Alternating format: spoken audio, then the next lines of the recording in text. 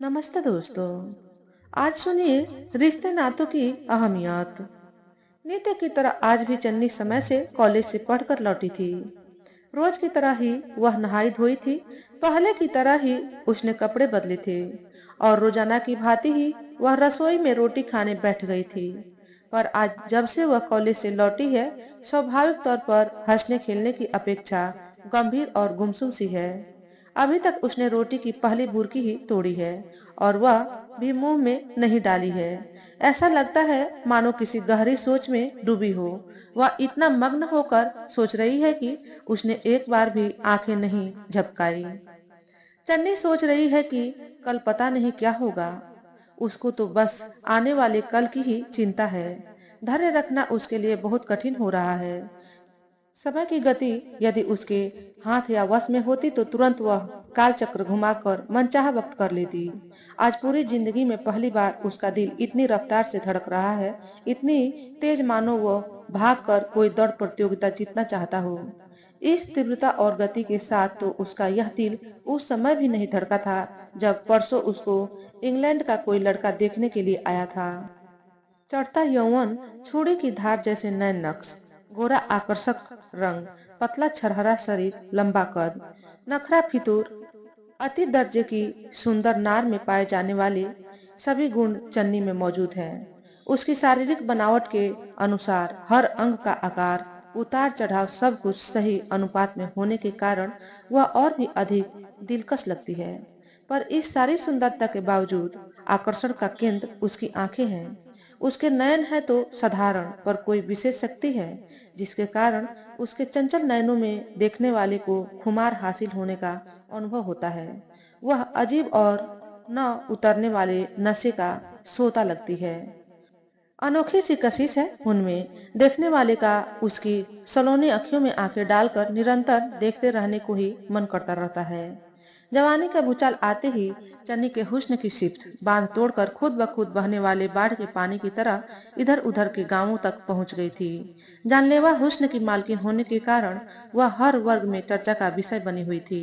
चन्नी बखूबी जानती थी कि सिर्फ उसके अपने गांव के ही नहीं, बल्कि आसपास के गांवों शहरों के लड़के भी उसके रूप के कदरदान हैं। हर समय लोगों की ललचाई नजरें उसको घूरती रहती है। चन्नी का पिता गुलजार सिंह अपने समय का बहुत बड़ा एबी व्यक्ति था। यद्यपि आयु के लिहाज से अब उनमें परिवर्तन आ गया था, पर अभी तक लोगों में उसकी दहशत उसी प्रकार कायम थी। अब उसका सियासी बंदों के साथ ताल्लुक और पुलिस के ऊंचे ओहदेदार अफसरों के साथ उठना बैठना था। गुलजार सिंह के डर के कारण कोई चन्नी के साथ सीधी छेड़खानी करने का साहस न करता, परंतु सभी लड़के अप्रत्यक्ष रूप में चन्नी का दिल जीतने के लिए अपनी अपनी किस्मत आजमाई अवश्य करते। उसके घर से कॉलेज और फिर कॉलेज से घर लौटने तक के सफर के दौरान अनेक आशिक राहों में प्रेम की खैरात मांगते नजर आते। चन्नी कोई ऐसी वैसी लड़की नहीं थी कि किसी ऐरे गहरे नत्थु खैरे के साथ प्रीत कर बैठती, परंतु उसने किसी दिलावर लड़के के छेड़ने का कभी बुरा नहीं माना था। बल्कि जब कोई गबरू उसके साथ छेड़खानी करता तो वह उसको झूठे मन से झिड़क कर मन के अंदर खुशी और गर्व अनुभव करती थी। उसका अपने रूप सौंदर्य पर मान और ज्यादा बढ़ जाता था। गगन चन्नी की जिंदगी में पहला पुरुष था जिसको उसका सौंदर्य प्रभावित नहीं कर सका था। वह चन्नी के गांव का था। शहर में उसके साथ उसी के कॉलेज में पढ़ता था और संयोग से उसका सहपाठी भी था। गगन ने चन्नी को कभी आंख भर कर भी नहीं देखा था। गगन के बारे में सोचकर चन्नी को अपने रूप के जादू के खत्म हो जाने का एहसास होता था।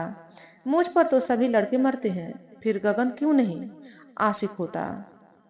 इस सोच ने चन्नी के दिल में गगन के प्रति प्रेम के जज्बे को जन्म दे दिया था। उसकी गोरी बाहें गगन के गले का श्रृंगार बनने के लिए उतावली रहने लगी थी। हवस में डूबी चन्नी हर समय गगन के साथ प्रेम पिंगे झूलने की जुगते सोचती रहती थी। वह नित्य अदाओं के नस्तर तीखे करती थी। कॉलेज में अपने पहने जाने वाले कपड़ों का चयन अधिक सचेत होकर करती थी और अधिक सुंदर दिखने के लिए विशेष रूप से बन संवर कर रहती थी।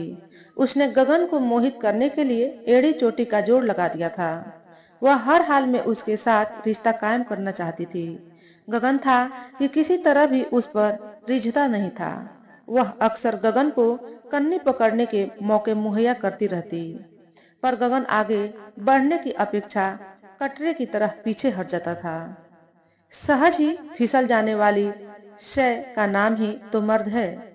मर्द जात का ध्यान खींचने के लिए दीवार पर औरत शब्द लिखा होना ही पर्याप्त है। बदसूरत से बदसूरत, कुरूप से कुरूप स्त्रियां भी मर्दों को उंगलियों पर नचा लेती हैं। क्या गगन मर्द नहीं था, या चन्नी चांद का टुकड़ा नहीं थी? पता नहीं गगन किस मिट्टी का बना हुआ था कि वह चन्नी की ओर कतई ध्यान नहीं देता था। चन्नी न जाने क्या क्या सोचती दिन रात तड़पती रहती थी। जब चन्नी का कोई तीर नाकाम हो जाता था तो वह और अधिक मचल जाती थी, पर चन्नी ने कभी हिम्मत का दामन नहीं छोड़ा था। लक्ष्य ठीक हो, रास्ता सही हो और आदमी डट कर चलता रहे तो कौन सी मंजिल है जो इंसान सर नहीं कर सकता। औरत जब अपनी आई पर आ जाए तो सब उलट पुलट कर देती है। मेनका ने ऋग्वेद के गायत्री मंत्र के रचयिता विश्वामित्र का भी तप भंग कर दिया था। चन्नी जैसी जवान और सौंदर्य की रानी के आगे गगन जैसी मामूली लड़के की हस्ती ही क्या थी। चन्नी के ताजा शान पर लगे हुस्न और मेहनत ने रंग दिखाया था। धीरे धीरे समय पड़ने पर गगन भी उसकी खूबसूरती से बुरी तरह से किलित हो गया था। चन्नी के समक्ष उसने अभी प्रेम को स्पष्ट तौर पर तो नहीं स्वीकारा था, पर बातों बातों में संकेत देते हुए गगन को वो सब कुछ कह जाता था जिसे उसके मुंह से सुनने की चन्नी ललायत थी। चन्नी के कान शुरू से ही प्रशंसा सुनने के आदी थे, पर जो प्रशंसा गगन उसकी विशेष तौर पर उसके नशीले नयनों की करता था वह सारे जहान से अलग थी। चन्नी को जब विश्वास हो गया कि गगन भी दिल के किसी कोने में उसके प्रति प्रेम भावनाएं छिपाए बैठा है, तो उसके गगन को अपनाने की प्रबल कामना और तेज हो उठी थी। दोनों ही उम्र के नाजुक दौर से गुजर रहे थे, एक दूसरे पर अपना सब कुछ लुटा देने पर तत्पर थे। अंदर ही अंदर एक दूसरे को अथाह इश्क करते थे, पर पहल करने से दोनों झिझकते थे। चन्नी को उसका और तपना अपनी हसरतें प्रकट नहीं करने देता था, और गरीब गगन को अमीर लड़की के साथ मोहब्बत करने का परिणाम अरमानों की भाप बाहर निकालने से रोके रखता था। खामोशी के पैरों पर चलने वाली मोहब्बत जब नाजुक परिस्थितियों की डगर पर से गुजरती है तो उसका दम घुटने लग जाता है। यदि उसको जिंदा रहने के लिए अनिवार्य शब्दों की नकली सांसें सही समय पर न मिले तो मोहब्बत मर जाती है। दोनों द्वारा कबूल किए जाने में फंसी चन्नी और गगन की प्रीत कब से न्यूट्रल अवस्था में खड़ी थी। आज अंतिम पीरियड के दौरान चन्नी के कान में एक सहेली ने फुसफुसा कर कहा कि वो सारे जहान की खुशियां ढेरी कर देगा। यह सुनते ही चन्नी को पंख लग गए, पर छुट्टी के बाद जब वह घर आ रही थी तो उसे ख्याल आया कि कभी उसने उसके सामने प्रकट भी तो नहीं किया था। चन्नी को चिंता हुई कि कहीं उसके घर वालों को न बता दे। इस प्रकार के अनेक संशय अब चन्नी को तोड़ तोड़ कर खा रहे थे। अप्रैल फूल तो 12 बजे से पहले होता है, कौन पूछता है। लोग सारा दिन ही मनाते रहते हैं, शायद सब सच हो। सोच के किश्ती में सवार हुई चन्नी कहीं की कहीं पहुंची हुई थी। चन्नी की माँ उसको रोटी देकर कपड़े धोने लग गई थी। कपड़ों पर बजाती थापी की थाप ने चन्नी को झकझोर दिया। उसका रोटी खाने को बिल्कुल ही मन नहीं करता था। उसने जबरन रोटी की बुर्कियां गले से नीचे उतारी थी। फिर चन्नी किताब उठाकर पढ़ने का ढोंग करने बैठ गई। जो पन्ना उसने एक बार खोल लिया था, उसी पन्ने को लेकर ही कितनी देर बैठी रही। वह अभी तक एक अक्षर भी पढ़ नहीं सकी थी कि पता चला रात हो गई। पुस्तक एक तरफ फेंक वह अपनी माँ के साथ भोजन आदि तैयार करने में सहयोग करने लगी। चन्नी की माँ रसोई का काम उसके जिम्मे करके खुद दूध दूहने चली गई। चन्नी का पिता बाहर से आवारागर्दी करके लौट आया था। वह आते ही सीधा दूध दूहती अपनी पत्नी के पास गया। बातें करते हुए कभी कभार वह चन्नी की तरफ भी देख लेता। उन्होंने आपस में काफी देर तक खुसुर फुसुर की। लाख कान खड़े करने पर भी रसोई में बैठी चन्नी को उनकी बातचीत सुनाई नहीं दे रही थी। इस यथार्थ को चन्नी ने सहज की स्वीकार कर लिया। यही कारण था कि वह घबराए जा रही थी। चन्नी को उसके अंदर का पाला मार रहा था। पहले तो चन्नी से दाल नीचे लग गई, फिर या तो रोटी कच्ची रह जाती या जल जाती, क्योंकि उसका काम में जरा भी ध्यान नहीं था। जब उसकी माँ दूध निकाल कर आई तो उसने चन्नी को एक तरफ कर दिया और बाकी की रोटियां खुद उतारने लग पड़ी। बीबी, मैं पढ़ लूं? चन्नी ने वहां से उठने की अनुमति मांगी। छोड़ परे, अब पढ़ाई लिखाई बहुत पढ़ लिया, आज से बंद तेरी सारी पढ़ाई लिखाई। उसकी माँ की जुबान में यद्यपि जरा भी गुस्सा नहीं था, पर फिर भी चन्नी का सीना दहल गया। वह डर से कांपने लग गई। कहीं गगन ने ही ना बापू को बता दिया हो। उफ, पहली चोरी पहला फंदा। वह स्वकथन करती खौफजदा होकर माँ के पास ही चूल्हे चौके में घुटनों और ठोड़ी के बीच बाहें रखकर बैठी रही। सही समय देखकर उसकी माँ ने बात चलाई। वो जो लड़का? चन्नी घबरा उठी। कौन सा लड़का? वह एकदम अपना अंजाम जानना चाहती थी। वही बिलैतिया जो तुझे देखने आया था। कौन?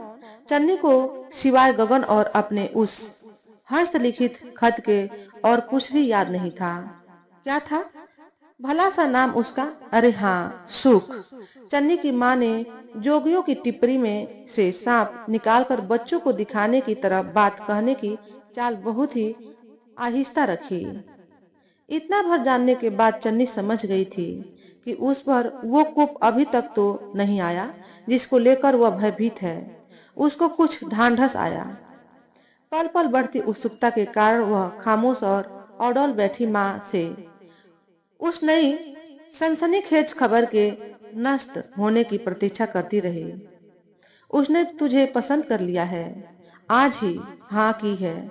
आते इतवार को शादी मांगते हैं। तेरे बापू ने हामी भर ली। तुझे पसंद है ना?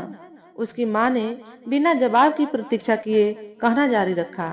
बड़े ही सज्जन बंदे हैं। कहते थे देना लेना कुछ नहीं चाहिए, 4 बंदे आएंगे बारात लेकर और चुन्नी चढ़ाकर ही लड़की ले जाएंगे। लड़का वैसे भी कुछ नहीं खाता पीता, पूरा बेस्ट्रो है। बहुत ही अच्छी है तेरी किस्मत, राज करेगी इंग्लैंड जाकर। उसकी माँ अपनी सारी अधूरी इच्छाएं चन्नी से पूरी होती देख रही थी। उसको अपनी जवानी के समय का देखा हुआ सपना अब किसी अन्य रूप में साकार होता प्रतीत हुआ। यह खुशखबरी थी या दुखों भरे जीवन के लेख की भूमिका? चन्नी को कुछ पता नहीं था। वह तो सिर्फ इतना जानती थी कि इस समाचार ने उसका कलेजा खींचकर बाहर निकाल लिया था। जिंदगी ने एक इम्तिहान में घिरी हुई को दूसरे इम्तिहान में फंसा दिया था। असमंजस में डूबी चन्नी को इस संकट से बचने का कोई उपाय न सूझा। लोक लाज और अक्कड़ पिता के डर से चन्नी ने चुपचाप हालातों का संताप झेल लिया। उसकी मासूम मोहब्बत की कोपले फूटने से पहले ही उन पर शादी नाम की खुशीनाशक और इच्छाओं को मारने वाली दवाई छिड़क दी गई। सब कुछ इतनी शीघ्रता में घटित हुआ कि उसको कुछ सोचने का भी समय नहीं मिला था। उसको पता ही नहीं चला था कि क्या हो रहा था। गगन से एक बार मिलना और उसके दर्शन करने भी नसीब नहीं हुए थे। चन्नी का पति सुख विवाह करवाकर मुश्किल से 1 सप्ताह ही उसके पास रहा, फिर वापस इंग्लैंड लौट गया। पर जितने दिन उसने चन्नी के साथ व्यतीत किए, उतने दिन वह नैनों की दुनाली से जख्मी ही रहा। यद्यपि सुख के पास में नहीं था, फिर भी चन्नी जितनी देर इंडिया में रही वह अपने सास ससुर के पास अपनी ससुराल में ही रही। उसके मन में इतनी करवाहट भर गई थी कि अपने मायके वालों गांव जाने को उसकी घायल रूह भी राजी न होती। उसको गगन से सामना हो जाने का डर था। कुंवारे होते स्थिति दूसरी थी। उसको गगन के कभी न कभी मिल जाने की उम्मीद तो होती थी। विवाह के बाद गगन उसकी पहुंच से इतनी दूर हो गया था कि उसकी चाहत करना भी अब चन्नी के लिए व्यर्थ था। ऐसी हालत में मायके में आती भी तो किसके पास आती? उसके माँ बाप ही जाकर उससे मिल आया करते थे। विवाह के पश्चात चन्नी के दिन गमगीन और रातें शोकमयी हो गई। हर समय आंसू उसके पलकों का बांध तोड़कर बाहर आने को होते। इंग्लैंड आकर तो वह कुछ अधिक ही उदास रहने लगी। हर समय वह अपने आप में खोई खोई रहती। सुख ने सोचा शायद चन्नी को माता पिता से जुदा होने का दुख है। विवाह के उपरांत ससुराल घर आई हर लड़की का प्रायः यही दुखांत होता है। इसलिए चन्नी ने तो बाबुल का घर छोड़ने के साथ साथ अपना देश भी त्यागा था। इसलिए उसका कुछ उदास होना स्वाभाविक था। सुख ने सोचा, रफ्ता रफ्ता सब ठीक हो जाएगा। सुख हर तरह से चन्नी को बहलाने के यत्न करता रहता। उसको विलायत में दर्शनीय स्थलों की सैर करवाता, सिनेमा ले जाता, पार्कों में घुमाता और रेस्टोरेंट में भोजन करवाता। पर चन्नी सुख के आगे दिल की कोई बात न खोलती। सुख की कोई हरकत उसको खुशी प्रदान न करती। लाख कोशिशों के बाद भी गगन के ख्यालों को चन्नी अपने से अलग नहीं कर सकी थी। उसके दिल पर गगन की यादों की अमिट छाप अंकित हुई पड़ी थी। चाबी खत्म होने पर रुक कर खड़ी हो गई घड़ी की सुइयों की तरह चन्नी की सोच गगन पर अटक कर रह गई थी। गगन को न प्राप्त कर सकने का दुख उसको अंदर ही अंदर घून की भांति खाए जाता। जब चन्नी को खुश रहने के लिए सुख के सभी यत्न असफल हो गए तो सुख के मन में चन्नी को नौकरी पर लगाने का विचार आया। खुद की अच्छी तनख्वाह होने के कारण धन दौलत की सुख को कोई लालसा नहीं थी। वह तो चाहता था कि चन्नी का दिल बहले। इसलिए सुख ने घर के निकट ही वीड मिल स्नैक्स फैक्ट्री में चन्नी को उसकी योग्यता के अनुसार काम पर लगवा दिया। नौकरी में ध्यान बंटने से चन्नी ने कुछ राहत अनुभव की। घर में तो सोच विचारों का कीड़ा सदैव उसके दिमाग को चाटता रहता था। चन्नी जितना अधिक से अधिक ओवर टाइम लगा लिया करती। उसने अपना तन मन काम की भट्टी में झोंक दिया। वह तो चाहती थी कि जितना भी अधिक से अधिक समय हो सके वह बस काम ही काम करती रहे ताकि उसको घर से दूर रहने का अवसर मिल सके। घर हमेशा चन्नी को कैदखाने के समान लगता था। सारा दिन अंदर घुसी वह अजीब सी घुटन और उमस का शिकार हुई रहती थी। चन्नी को सुख के साथ न नफरत थी और न ही प्यार। यदि कुछ था तो इन दोनों के बीच का कोई बेनाम सा जज्बा था। चन्नी ने विवाह तो करवा लिया था पर रिश्ता के दिल से नहीं स्वीकारा था। उसके लिए लाओ फेरे के 4 मामूली से चक्कर से अधिक कोई महत्व नहीं था। यदि चन्नी की मदमस्त आंखों को देखकर मस्ती में झूमता हुआ सुख कभी जिस्मानी भूख मिटाने की इच्छा प्रकट करता तो चन्नी चुपचाप आत्मसमर्पण कर देती। चन्नी ने एक दिन भी सिर दुखने का बहाना करके सुख को तरसाया नहीं था। कभी मूड ठीक नहीं जैसा स्त्रियों वाला कोई नखरा नहीं किया था और न ही कभी क्रिया का मजा लिया था।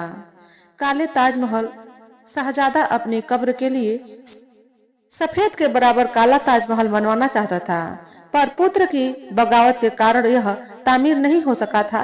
की तरह गगन के प्यार की भी चन्नी के दिल में नींवें धरी की धरी रह गई थी।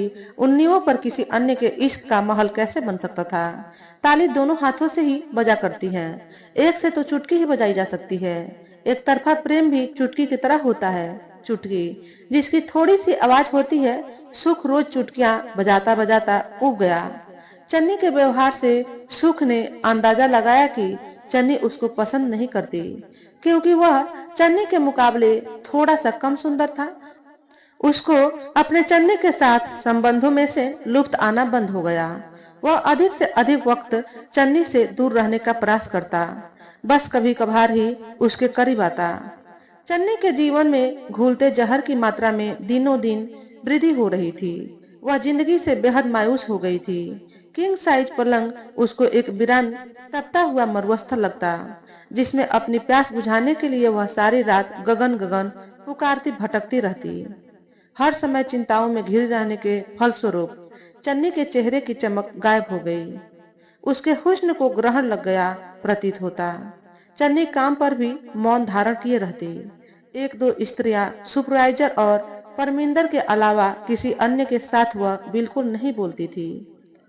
मध्यम कद, सुडौल शरीर, गेहुए रंग और तीखे नए नक्श का मालिक परमिंदर बचपन में ही इंग्लैंड आ गया था।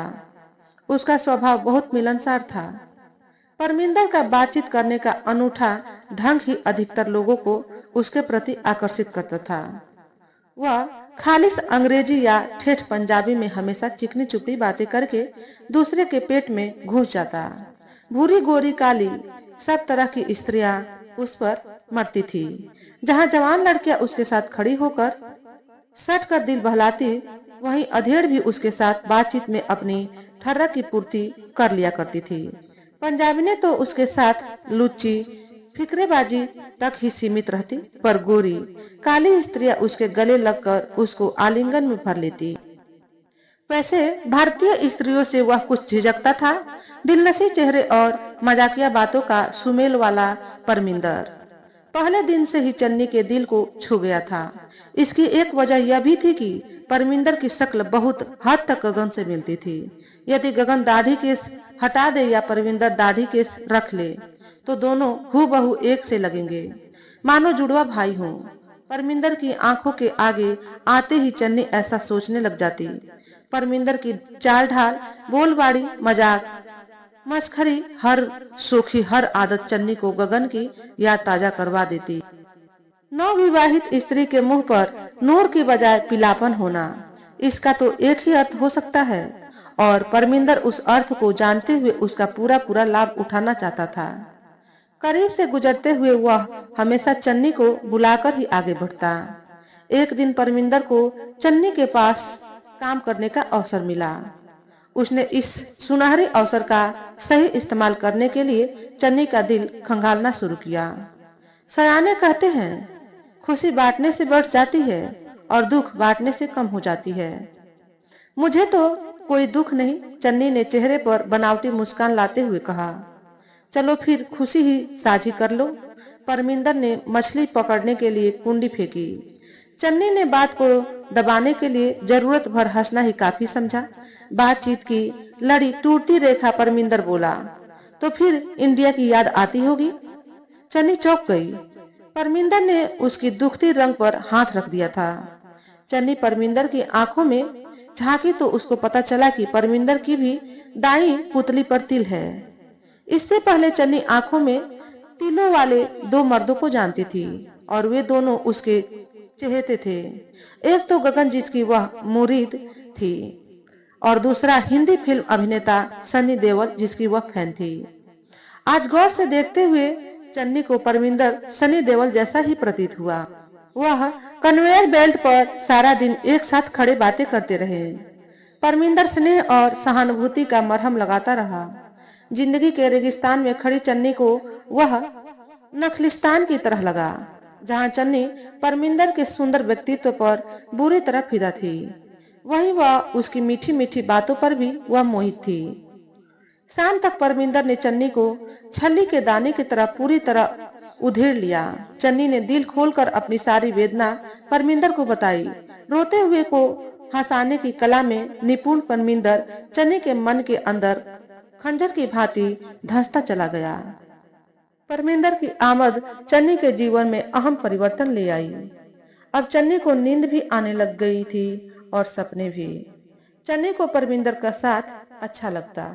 परमिंदर के साथ बातचीत करके उसकी तबीयत प्रसन्न हो जाती, परंतु एक विवाहित स्त्री का पराये गबरू लड़की के साथ हर समय बातें करते रहना जायज नहीं। किसी को शक हो जाने के परिणाम से वे दोनों भली भांति परिचित थे, इसलिए उन्होंने फैक्ट्री से बाहर मिलने की संभावना खोजी। चन्नी को सवेरे 7 बजे क्लॉक इन काम पर आना करना होता था, पर घर से वह 6:15 ही चल पड़ती। रास्ते में परमिंदर पहले ही प्रतीक्षा कर रहा होता। नुक्ताचीन आंखों से दूर मुख्य सड़क पर स्थित लव बर्ड्स पब के पिछवाड़े बनी कार पार्किंग में कार खड़ी करके वे आधा पौना घंटा कार में ही बैठे रहते। दिसंबर महीने में ठंड पूरे यौवन पर होने के कारण धुंध पड़ी होती। धुंध में करीब खड़े आदमी को देखना भी कठिन होता है, फिर उनकी सड़क से 100 गज की दूरी पर खड़ी स्लेटी रंग की कैवलियर का किसी को दिखाई देना तो बिल्कुल ही असंभव था। पब खुलने का समय न होने के कारण कोई पूछताछ होने का भी खतरा नहीं होता था। कार इंजन के बंद होते ही उनके मुंहों से निकलती भापों के कारण शीशे अपारदर्शी बन जाते और वे अपने आप को और भी अधिक सुरक्षित अनुभव करते। यदि कार किसी को दिख भी पड़ती तो देखकर दूसरा सहज ही अनुमान लगा लेता कि कोई व्यक्ति रात में अधिक पी लेने के कारण गाड़ी वहीं छोड़कर चला गया होगा। रोज की गुप्त मुलाकातों ने उनके अंदर की दूरी कम कर दी। वे एक दूसरे के काफी करीब आ चुके थे। परमिंदर पूर्ण रूप में चन्नी का विश्वास जीत चुका था और चन्नी भी हर बात उसके साथ बेझिझक होकर करने लग पड़ी थी। एक दिन लोहा गर्म देखकर परविंदर ने चोट करनी चाहिए। उसने पैसेंजर सीट पर बैठी चन्नी को बाहों में भर लिया।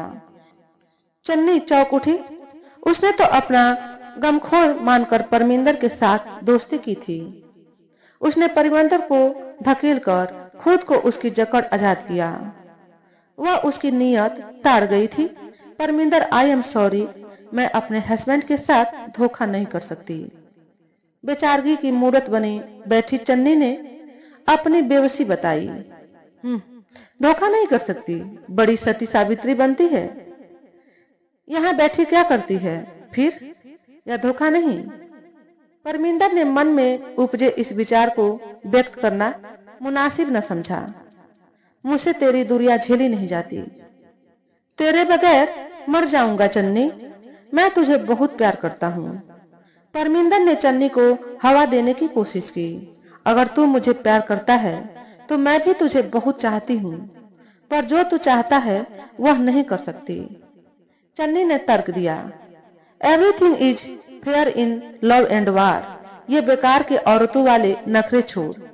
परमिंदर ने उसे बहलाने के लिए आखिरी हथियार आजमाना चाहा। नहीं, मैं नहीं, सॉरी, चन्नी ने टके से जवाब दे दिया। तुम समझते क्यों नहीं? इस बार चन्नी कराह उठी। ओके भाई, ओके, जैसी तेरी इच्छा। परमिंदर के हाथ खड़े हो गए। उनके बीच चुप्पी पैदा हो गई। काम का वक्त होने वाला था। कुछ देर खामोश रहने के बाद वे दोनों अलग अलग रास्ते से फैक्ट्री की ओर रवाना हो गए। उसके बाद 2-3 दिन परविंदर चन्नी से नजरें चुराता रहा। चन्नी उसके साथ बात करने के लिए मछली की भांति तड़प रही थी। चन्नी को परेशानियों के घेरे में से बाहर निकालने का एकमात्र द्वार नजर आया था, और वह भी अब दृष्टि से ओझल होता जा रहा था। परमिंदर का हाथों से निकल जाने का डर उसके मन को लगा हुआ था। डर था कि परमिंदर कहीं मिलने, दुख सुख साझा करने से सदैव के लिए ही न हट जाए। चन्नी उसकी आदी हो चुकी थी। आदतन चन्नी रोज उसको कार पार्क में देख कर आती। परमिंदर की कार न होती। उसको परमिंदर की तलब हो रही थी, परंतु परमिंदर चन्नी के पास न फटकता। एक दिन ब्रेक के समय चेंजिंग रूम की ओर परमिंदर को अकेला जाता देख चन्नी दौड़कर उसके साथ मिल गई। अब मिलता क्यों नहीं? मैं रोज तुझे कार पार्क में देखती हूँ। चन्नी के शब्दों में मासूमियत थी। बस सवेरे सुबह जल्दी आंख नहीं खुली, अलार्म नहीं चला। लेट हो गया था। मुश्किल से काम पर पहुंचा था। परमिंदर ने घड़े घड़ाए बहाने सुना दिए। प्लीज कल जरूर मिलना, मुझे बहुत सारी बातें करनी है। चन्नी ने मिन्नत की। परमिंदर ने बगैर कुछ बोले हाँ में सिर हिलाकर रजामंदी दी। प्लीज, मैं वेट करूंगी। चन्नी ने एक बार फिर ताकीद की। अगली सवेरे परमिंदर की गाड़ी खड़ी देखकर चन्नी का मुरझाया चेहरा ताजा गुलाब की तरह खिल उठा। चन्नी ने गाड़ी में बैठकर परमिंदर से हालचाल पूछा। मौसम के बारे में 2-4 रस्मी सी बातें की। फिर इधर उधर की बातों को छोड़कर एकदम गंभीर होते हुए अर्थपूर्ण और गंभीर बात छेड़ दी। मुझे इंग्लैंड में आकर यदि कुछ अच्छा लगा है तो वह तू है परमिंदर। चन्नी के शब्दों में तड़प साफ थी। परमिंदर ने चन्नी की तरफ देखा। उसको चन्नी का मुखड़ा बहुत ही खूबसूरत लगा। मेरा भी तेरे बिना कहीं और जी नहीं लगता। दिल करता है तुझे हर समय देखता रहूं, तेरे साथ बातें करता रहूं, तेरी समुंदर सी गहरी आंखों में टाइटैनिक जहाज की तरह डूबा रहूं। चन्नी को परमिंदर की आवाज किसी सुरीले साज में से निकले संगीत जैसी लगी। चन्नी ने परमिंदर के कंधे पर सिर रखते हुए अपने सीने में अवैध हथियार की तरह छिपा कर रखा हुआ गहरा भेद खोला। अगर तू न होता तो मैं अब तक तो कुछ खाकर मर गई होती। परमिंदर ने उसके मुंह पर हाथ रखते हुए कहा, तुझे मेरी कसम है, अगर दोबारा मरने वरने की बात की तो। इतना कहकर परमिंदर ने चन्नी को बाहों में कस लिया। चन्नी को बड़ा सुकून मिला। उसने अपने आप को जन्नत में पहुंचा हुआ अनुभव किया। चन्नी ने भी अपनी बाहें परमिंदर के इर्द गिर्द लपेट ली। उसने परमिंदर की छाती से लगे लगे पब की चिमनी की तरफ देखा। चन्नी को यूं लगा जैसे लव बर्ड्स की विशाल इमारत उससे मुखातिब होकर कह रही हो, तुम बेखौफ होकर इश्क फरमाओ, मेरे होते तुम्हें कोई नहीं देख सकता, मैं तुम्हारी प्रीत की पहरेदार हूं। तभी परमिंदर ने बाहों की पकड़ कुछ ढीली की। न छोड़ना, मुझे जोर से कस ले अपनी बाहों में। चन्नी इस आनंदमयी स्थिति का भरपूर आनंद लेना चाहती थी। परमिंदर ने अपनी बाहों की जकड़ मजबूत की। जोर से दबा। चन्नी ने आहिस्ता से परमिंदर के कान में सरगोशी की। परमिंदर ने सीधा होकर चन्नी का जिस्म और जोर से अपनी बाहों में कस लिया। और कस, और दबा, और कई बार चन्नी के होठ फड़के, जब तक चन्नी के मुंह से और की आवाजें आनी बंद न हो गई, तब तक परमिंदर अपनी बाहों के घेरे को कसता रहा। ज्यों-ज्यों वह अपने आलिंगन को कसता गया, त्यों-त्यों चन्नी खिसकती गांठ की तरह खुली चली गई। रौ में बहकर चन्नी को पता ही न चला कि कब वह समाज की खींची मर्यादा की रेखा पार कर गई। यद्यपि अब तक उनकी तेज तेज दौड़ती सांसें सम पर आ चुकी थी, पर फिर भी चन्नी ने परमिंदर को अपनी बाहों में जकड़ा हुआ था, मानो उसको डर हो कि यदि उसने छोड़ा तो परमिंदर कहीं भाग ही न जाए। चन्नी का दिल करता था कि वह सारी उम्र इसी प्रकार परमिंदर का बोझ अपने नाजुक बदन पर उठाए रखे। परमिंदर की गर्म सांसों की टकोर से आज चन्नी के सारे दुख ही टूट गए थे। हंसों की तरह परमिंदर ने चन्नी के नैनों के मानसरोवर में से सारे आंसू रूपी मोती चुग लिए थे। परमिंदर ने घड़ी देखी, 7 बजने में 3 मिनट शेष थे। चन्नी ने पिछली सीट पर से बैग उठाकर कंधे में डाला और फटाफट कार में से बाहर निकली। जल्दी जल्दी हाथों से जुड़ा ठीक करती हुई फैक्ट्री की ओर दौड़ी। चन्नी आज इतनी खुश थी कि उसके होठों से हंसी संभल नहीं रही थी। वह खुशी में बावरी हुई फिरती थी। उसको देखकर यूं लगता था मानो मूर्तिकार के तराशने के बाद बेजान पत्थर की मूर्ति में जान पड़ गई हो। वह फैक्ट्री में ही सबके साथ हंसने खेलने और मजाक करने लग गई। चन्नी का घर फैक्ट्री के नजदीक पैदल बमुश्किल 5 मिनट का रास्ता होने के कारण परमिंदर के साथ मिलने का सूर्य शीघ्र ही अस्त हो जाता। शाम के 4 बजे फैक्ट्री बंद होने से लेकर सवेरे के 7 बजे फैक्ट्री के खुलने तक के लम्हे चन्नी को सदियों समान लंबे महसूस होते। बीरा के पलों में कुछ कटौती करने के लिए परमिंदर के कहने पर चन्नी ने इवनिंग क्लासों में अंग्रेजी सीखने के लिए प्रवेश ले लिया। इस प्रकार 6 से 8 बजे तक रोज 2 घंटे और मिल गए उन्हें अपने इश्क के लिए।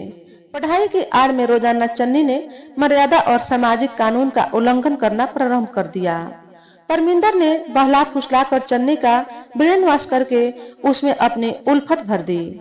चन्नी ने आशावादी सोच अपनाकर हर वस्तु के नए अर्थ तलाशने प्रारंभ कर दिए। अब उसको कायनात का हर जर्रा हसीन देखने लग पड़ा। उसकी जीवन बाड़ी में दुखों की विषैली बूटियों की जगह सुखों के फूल बेल बूटे उगाए। उसके चेहरे की लाली लौट आई, जिंदगी पुनः सुखद हो जाएगी कभी, यह बात भी चन्नी की सोच के दायरे से बाहर थी। पर परमिंदर ने तो इसको अमली जामा पहना दिया था। अब सदा ही चन्नी को परमिंदर के इश्क का उत्साह रहता। घड़ी टिक टिक करती रही। चन्नी के दिन त्योहारों की तरह बीतते गए। एक दिन फैक्ट्री में परमिंदर की नौकरी से महीने भर की छुट्टियां लेकर इंडिया जाने की खबर गर्म हो उठी। पहले तो चन्नी को सुनकर यकीन नहीं आया था। उसने उसको सिर्फ एक सोसा समझा था, परंतु जब अफवाह सच साबित हुई तो उसको काफी शौक लगा, क्योंकि परमिंदर ने उससे इस बात का जिक्र तक नहीं किया था। फैक्ट्री मालिकों को छोड़कर अन्य किसी को भी परमिंदर के जाने का पता नहीं था। फैक्ट्री में परमिंदर ने जाने से सिर्फ एक दिन पहले बताया और वह काम पर उसका अंतिम दिन था। सारा दिन काम के जोर के कारण चन्नी को परमिंदर से पूछने का अवसर नहीं मिल सका। उस दिन बारिश भी हो रही थी। चन्नी ने सोचा शाम को लिफ्ट के बहाने परमिंदर के साथ बात कर लेगी। परमिंदर हमेशा फैक्ट्री के मर्दों औरतों को अपनी कार में लिफ्ट दिया करता था। शाम को छुट्टी हुई और चन्नी परमिंदर की कार की ओर बढ़ने ही लगी थी कि उसको सुख लेने आ गया, जिस कारण परमिंदर से कुछ पूछने का अवसर जाता रहा। वह इंडिया क्यों गया है, मुझे पहले क्यों नहीं बताया, ऐसे अनेक प्रश्न चन्नी के मन की स्लेट पर नित्य उभरते। शायद उसको कोई इमरजेंसी हो गई होगी या किसी रिश्तेदार का विवाह वगैरह होगा। इस प्रकार हर उठते सवाल का जवाब भी चन्नी स्वयं ही घड़ लेती। जब परमिंदर इंडिया से वापस लौट कर आया तो उसने इंडिया जाने के मंतव्य के बारे में स्पष्टीकरण दिया कि वह विवाह करवा कर आ रहा है। चन्नी सहित सारी फैक्ट्री ने उसको विवाह की बधाई दी। परमिंदर और चन्नी फैक्ट्री में आवश्यक सी ही बातचीत करते और सीमित सा एक दूसरे की तरफ देखा करते थे ताकि किसी को शक न हो। ऐसे व्यवहार के कारण ही वह दुनिया की पत्थर मार निगाहों से बचे हुए थे। कभी इश्क और मुश्क भी छिपाए छिपते हैं। मोहब्बत के मामले में बेशक वे बहुत ही चौकन्ने थे, हर कदम फूंक फूंक कर रखते थे, पर फिर भी एक दो बूढ़ी औरतों को उनके आशनाई की भनक थी। साथी वर्करों का मुंह मीठा करवाने के लिए जब ब्रेक के समय परमिंदर ने मिठाई का डिब्बा लाकर कैंटीन में रखा तो उन औरतों की निगाहें चन्नी पर ही केंद्रित हो गई। चन्नी ने मिठाई सभी को खुद ही बांटकर उनके दिल में फैलते शक के जहर को प्रभावहीन कर दिया। चन्नी के चेहरे पर से कुछ न पढ़ सकने के कारण वे औरतें निराश सी हो गई। अगले दिन पुराने मुलाकात वाले स्थान पर परमिंदर चन्नी से मिला। चन्नी बड़े जोश में उससे मिली। चन्नी ने बिना बताए चले जाने का गिला करने की अपेक्षा परमिंदर के विवाह करवाने पर प्रसन्नता का दिखावा किया। मेरे कारण तेरी पत्नी के प्यार में कमी न आए, उसको पूरा प्यार देना ताकि उसको कभी शक न हो।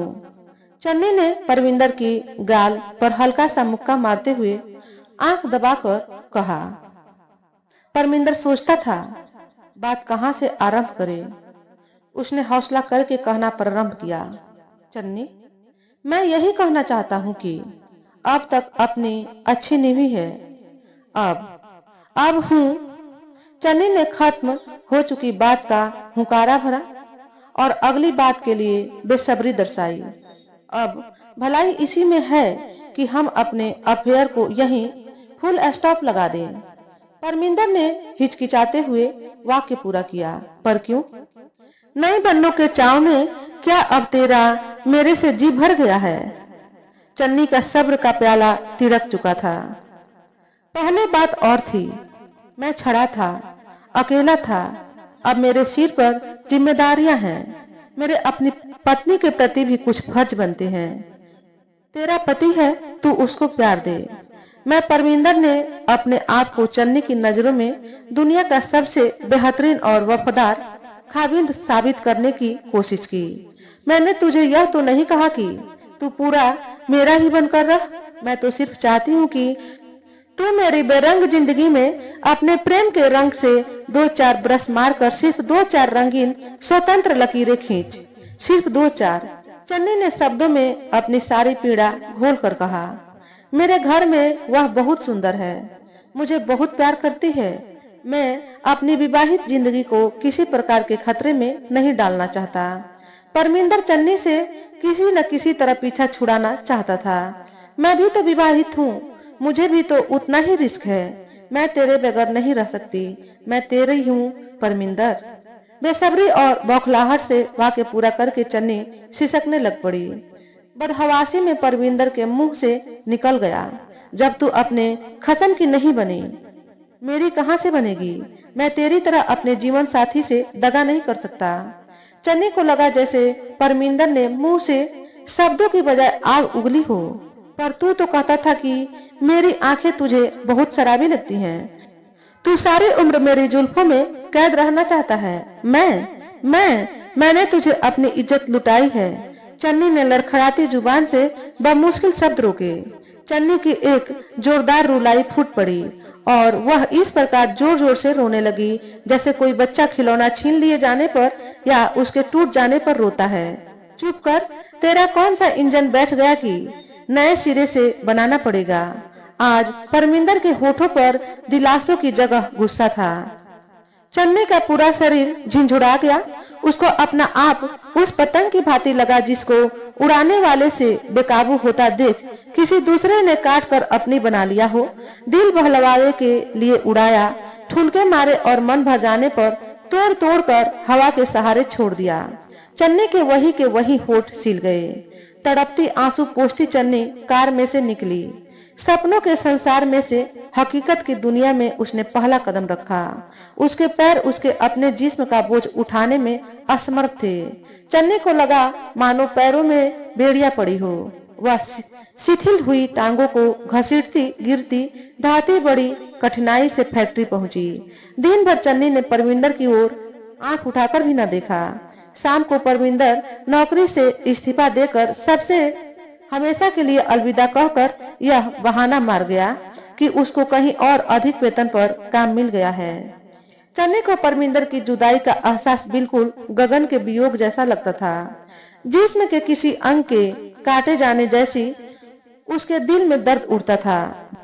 जिन पंखों पर वह उड़ी फिरती थी, ऊंची ऊंची उड़ाने भरने के ख्वाब देखे बैठी थी, वे झड़ गए प्रतीत हुए। चन्नी ने अपने आप को अपाहिज हुआ अनुभव किया। उसके लिए जिंदगी एकदम से फिर जहन्नुम बन गई। परमिंदर काम पर से जा चुका था, पर चन्नी की घोर उदासी नहीं गई थी, बल्कि पैर गाड़ कर खड़ी हो गई थी। परमिंदर के जाने से फैक्ट्री को कोई अंतर नहीं पड़ा था। यकीनन परमिंदर पर भी कोई असर नहीं पड़ा होगा, लेकिन चन्नी की जिंदगी में तो खलबली मच गई थी। चन्नी की ड्यूटी प्रोडक्शन लाइन से बदलकर पैकिंग टेबल पर लग गई थी, परंतु उसकी चोर निगाहें बार बार एंड ऑफ द लाइन, उस जगह जहां अक्सर परमिंदर खड़ा होकर काम करता था, की ओर उठ जाती। यद्यपि मैनेजमेंट ने उस जगह पर नया चेहरा, नया व्यक्ति खड़ा कर दिया था, पर चन्नी को उस स्थान पर से अभी भी परमिंदर के अस्तित्व का एहसास होता और उसके जिस्म की महक आती थी। परमिंदर के स्थान पर आए लड़के का नाम नरेंद्र था। जरूरत से ज्यादा चन्नी की निगाह अपनी ओर घूमती देखकर नरेंद्र ने सोचा कि शायद चन्नी उसमें दिलचस्पी ले रही है, इसलिए वह पहले तो चन्नी के आसपास चक्कर काटने लगा और फिर सुपरवाइजर से कहकर उसने अपनी बदली चन्नी के पास करवा ली। नरेंद्र ने निकटता हासिल करने के लिए बातचीत का सिलसिला शुरू किया। उसने बातों के माध्यम से चन्नी को प्रभावित करने का पूरा जोर लगाया। मझधार में फंसी चन्नी को नरेंद्र किनारे जैसा प्रतीत हुआ। उस साहिल जैसा जिस तक पहुंचने पर ही जान की सलामती थी। चन्नी को नरेंद्र की बातों में तपीस और अपनत्व की खुशबू आई। चन्नी का दिल चाहता था कि नरेंद्र उसके सम्मुख प्रेम का प्रस्ताव रखे और वह झट स्वीकार कर ले। नरेंद्र को प्राप्त करने के लिए उसका दिल मचल उठा। बातों में व्यस्त चन्नी और नरेंद्र को तेजी के साथ गुजरते वक्त का जरा भी ज्ञान न रहा कि कब 4 बज गए। फैक्ट्री में से अपनी शिफ्ट खत्म करके घर को जा रही चन्नी को आज गगन बिसर चुका था। सुख याद नहीं था और परमिंदर को उसने भुला दिया था। उसके दिमाग के सूने कोनों में नरेंद्र के ख्याल ही हावी थे। नरेंद्र द्वारा अपने नयनों की प्रशंसा में की गई टिप्पणी को याद करके चन्नी का अंग अंग महक उठा। उसका मन अंदर से नरेंद्र के लिए प्रेम से लबालब भर उठा। सभी एक जैसे तो नहीं हुआ करते। चन्नी का डोलता हुआ मन तराजू के भारी पल्ले की भांति नरेंद्र की ओर झुक जाना चाहता था। नहीं, यदि इसने भी वैसा ही किया, फिर यदि इसने भी परमिंदर की तरह मुझे इस्तेमाल करके मेरी खबर न ली तो?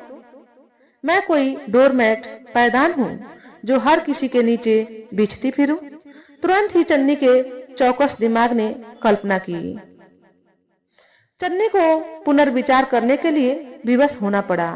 सोच के बाउंड्रों में धूल का कण बनी चन्नी घर पहुंचते ही अपने कमरे में जाकर लेट गई। सुख जब नौकरी से लौटा तो कमरे की बत्ती जलाते ही अंधेरे में पड़ी चन्नी को देखकर उसे चिंता हो आई। चन्नी ठीक तो है, कोई तकलीफ तो नहीं? सुख ने चन्नी के करीब बेड पर बैठते हुए उसके माथे पर हाथ रखकर ताप देखा। माथा ठंडा था।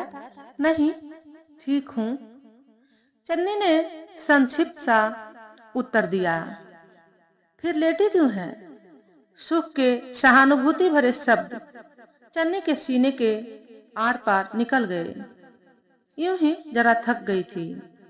चन्नी ने सुख से विपरीत दिशा में करवट बदल ली। सुख स्नान करने चला गया। चन्नी बेडरूम में पड़ी अपनी जिंदगी की उलझे तांतों को सुलझाने का यत्न करती रही। सुख ने गुसलखाने में से आवाज दी, चन्नी। चन्नी ने कोई उत्तर नहीं दिया। उसको कुछ सुना ही नहीं था। उसका अचेत मन कमरे में से कोसों दूर कहीं गुम हुआ पड़ा था।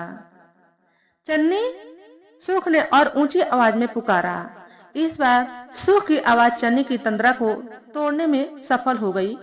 जी चन डार्लिंग, मैं टॉवल भूल गया, जरा पकड़ा दो, सुख ने विनती की। अभी लाई। चन्नी ने फुर्ती से अलमारी में पड़ा हुआ तौलिया उठाया तो उसके हाथ सने होने के कारण सफेद तौलिए पर दाग पड़ गए। नौकरी पर काम से हटने के बाद वह हाथ धोने भूल गई थी। उसने तौलिया बेड पर रखकर टिश्यू पेपर से अपने चिकनाई वाले हाथ पोंछकर साफ किए। टिश्यू कूड़ेदान में फेंकते हुए वह टिश्यू पेपर की तकदीर को लेकर सोचने लग पड़ी। उसको कमजोर टिश्यू की किस्मत की अपेक्षा जानदार तौलिए का मुकद्दर श्रेष्ठ लगा। इस्तेमाल दोनों को ही लगभग एक जैसे कामों के लिए किया जाता है। अंतर सिर्फ इतना है कि टिश्यू पेपर को एक बार इस्तेमाल करके फेंक दिया जाता है और तौलिए को कई दफा उपयोग में लाया जाता है। जब तौलिया दागी और गंदा हो जाता है तो उसको पानी, साबुन, सर्फ, सोडे आदि से धोया, खंगाला, मला और कूटा जाता है। मैल मुक्त करके उसके स्वच्छ रूप को फिर से प्रयोग में लाया जाता है और तब तक बार बार साफ करके उपयोग में लाया जाता है जब तक तौलिया फटफटा नहीं जाता। खुद एक मूर्खता करके चन्नी भी एक तौलिए से टिश्यू पेपर बनकर रह गई थी। सुख दोबारा पुकारे। इससे पहले ही चन्नी तौलिया उठाकर हमाम की ओर बढ़ी।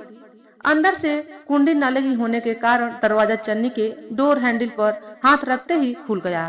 चन्नी अंदर दाखिल हुई। सुख बाथटब में अलफ नंगा आंखें मूंदे खड़ा था। फुवारे का सारा पानी सुख के सिर पर से गिरता और फिर पानी की धारें उसके जिस्म के हर हिस्से को गीला करती हुई ड्रेन की ओर बह जाती। सुख की पत्नी होने के कारण चन्नी ने अक्सर उसके साथ वस्त्रहीन रातें गुजारी थी और अनगिनत बार उनके शारीरिक संपर्क हुए थे, पर आज तक चन्नी ने कभी भी सुख का नंगा जिस्म इतने गौर से नहीं देखा था। गर्म पानी बदन पर पड़ने से सुख के शरीर से उड़ती भाप में वह अर्श से उतरा कोई फरिश्ता ही प्रतीत होता था। चन्नी ने सुख के हर एक अंग को तटस्थ होकर बड़ी तसल्ली और हसरत से देखा। सुख ने आहिस्ता आहिस्ता आंखें खोली, तौलिया पकड़ने के लिए हाथ आगे बढ़ाया। चन्नी ने उसकी आंखों में आंखें डालकर देखा और कुछ पलों के लिए दोनों ने पलकें न झपकाई। दोनों मंत्रमुग्ध हुए एक दूसरे को देखते रहे, यानी हिप्नोटाइज हो गए हो और इससे बाहर देखना उसके बस के बाहर की बात हो। चन्नी को उसकी निगाहों में छलकती वासना नजर आई। चन्नी को सुख की इस प्रकार की दृष्टि से लगा कि मानो सुख उसको काम के लिए निमंत्रण दे रहा हो। चन्नी के जिस्म में सिहरन दौड़ गई। उसके चुंबकीय अंगों ने उत्तेजना के लोहे को खींचकर पकड़ लिया। सुख ने उसको बाजुओं से पकड़कर बाथ में फुवारे के नीचे खींच लिया। पानी से भीगकर चन्नी के कोमल जिस्म से चिपटा गुलाबी रंग का सूट सुख को अपना दुश्मन प्रतीत हुआ। वेग में आकर उन्होंने एक दूसरे को बेसब्री से चूमना शुरू कर दिया। सुख ने चन्नी का जंपर नितंबों से ऊपर उठाया। चन्नी ने तीव्र गति से अपने सारे कपड़े उतारकर नीचे फेंक दिए और वे बाथरूम के फर्श पर ही एक दूसरे में समा गए। सुख के साथ आलिंगनबद्ध हुई चन्नी आज अगली पिछली सारी कमियां पूरी कर लेना चाहती थी। दोनों नीचे ही निढाल हुए पड़े छत की ओर देखे जा रहे थे। कुछ समय बाद सुख ने पसती हुई चुप को तोड़ते हुए कहा, यार आज जितना पहले कभी एंजॉय नहीं किया, चलो उठे। चन्नी मंद मंद मुस्कुराई। सुख ने उठकर जापानी डॉल जैसी चन्नी को अपनी गोद में उठा लिया। चन्नी का तन मन तृप्त हो गया, वह हल्की हो गई थी। सुख की बाहों में चन्नी किसी बच्चे की तरह लगती थी। सुख उसको लेकर बेडरूम में आ गया और दोनों जन बेड पर गिर पड़े। चन्नी को प्यार की समझ आ गई थी। अब उसके दिल के अंदर रिश्ते नातों की अहमियत जाग उठी थी। चन्नी को अपने गलती का एहसास हो गया था कि कभी उसने सुख को प्रेम करके देखा ही नहीं था। सुख की बजाय गगन, परमिंदर और नरेंद्र में वह प्रेम खोजती रही थी। यह सोचते ही चन्नी को अपनी मूर्खता पर पश्चाताप हुआ। उसकी आत्मा एक भारी बोझ तले दब गई। चन्नी ने सुख की आंखों में झांका। चन्नी को नशा सा हुआ। उसको जिंदगी में आज प्रथम बार किसी मर्द की आंखें नशीली लगी थी। उसको सुख दुनिया की कुल मर्दों की खूबियों का निचोड़ और प्रेम की मूर्ति प्रतीत हुआ। चन्नी कुछ पल के लिए उसकी आंखों में देखती रही और फिर उसने अपने हाथ से ढककर सुख की पलकें बंद कर दी। चन्नी के लिए इतना भर नशा ही उसको कम से कम जीवन भर मदहोश रखने के लिए पर्याप्त था। शराबी होने के बाद अपनी आंखों को मूंदती हुई वह सुख के धड़ से लिपट गई। तो दोस्तों, आज के वीडियो में बस इतना ही। अगर हमारे द्वारा बताई गई कहानी थोड़ी सी भी अच्छी लगी हो तो वीडियो को लाइक और शेयर करें। चैनल पर पहली बार आए हो तो चैनल को सब्सक्राइब करके बेल नोटिफिकेशन को ऑल पर सेट कर लें, ताकि आपको ऐसे ही अच्छे अच्छे वीडियो देखने को मिले। हमेशा खुश रहें, हमेशा स्वस्थ रहें। वीडियो देखने के लिए आपका बहुत बहुत धन्यवाद।